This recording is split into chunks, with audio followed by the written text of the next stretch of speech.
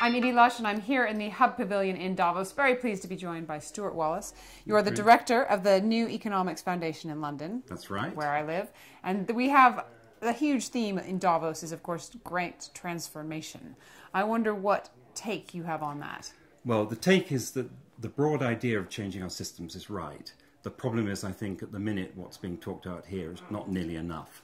Basically, we as the New Economics Foundation are a think and do tank, so we both research how all these different things are working, but we also do practical stuff. We've created about 1,000 businesses in the most deprived areas of the UK, for example, and set up banks and all sorts of things.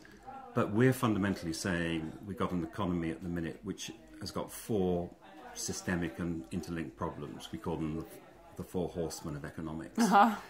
They've got an economy that's unstable, unsustainable, unfair, and not even making us happy. It's making us unhappy in most cases, not all.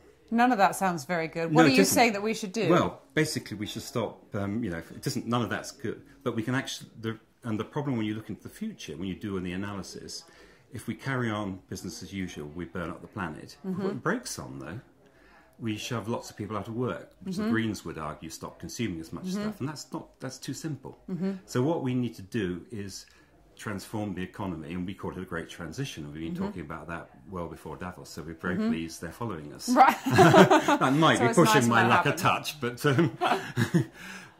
what needs to happen is several things. You need to measure differently, and we've been at the forefront of getting governments to measure well-being. So we've been behind the British government looking at well-being as a headline measure. Yep. We're one of the agencies most involved in that. So measuring the right things, and basically we're saying that we need an economy that's focused on helping people flourish, that creates enough good jobs, is fairer, and does all that within planetary limits. And that is possible, but only if you do some pretty radical changes. So tell me I want you to tell me about a project that you guys do that exemplifies some of the things that you're talking about, that you could point to and say, look, this is what you need to do. Well, the sort of thing we've done is we've worked in local authority areas in the UK with cities and things like that, and we've worked in some of the poorest estates even, and we work from the basis not that we need to put lots of money in, and actually people have got resources, they just need to be supported to use them. So take a micro example, and it's only a micro example.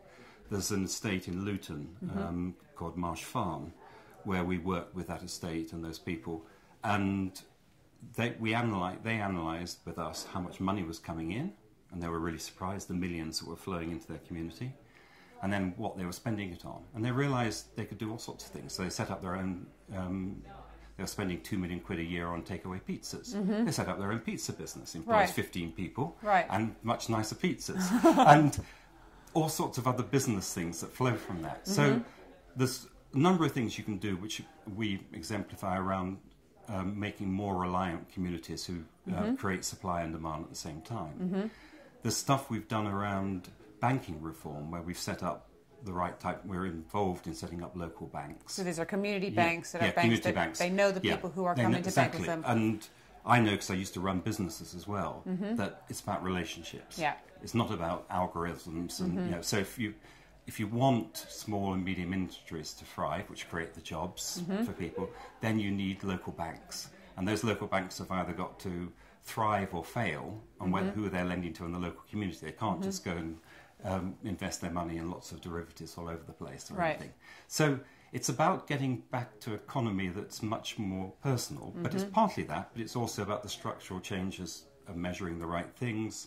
And, we would break up the big banks. They're too big to fail. We would split them into the retail and investment banks, and we would also do a lot of work around how actual money comes into creation. Another project we've done, for example, there's lots of ideas of complementary currencies. We were talking about that just in a webcast today, in fact. And what we've developed is an electronic means of doing those local currencies. So the Brixton Pound that talks to... and we've been behind that, and behind putting it onto your smartphone. And okay, so you can walk into Brixton and pay with an SMS for a pint, is that right? Yeah, and pay in Brixton Pounds. And get the advantage that comes with that for the local retailers. So it's sort of smart things like that. So it's not just talking about these things, it's making them happen. I love it. So that's the sort of stuff we do. Great. Thank you so much for coming into Hub Pavilion here in Davos. I really appreciate it, and I'm Edie Lush.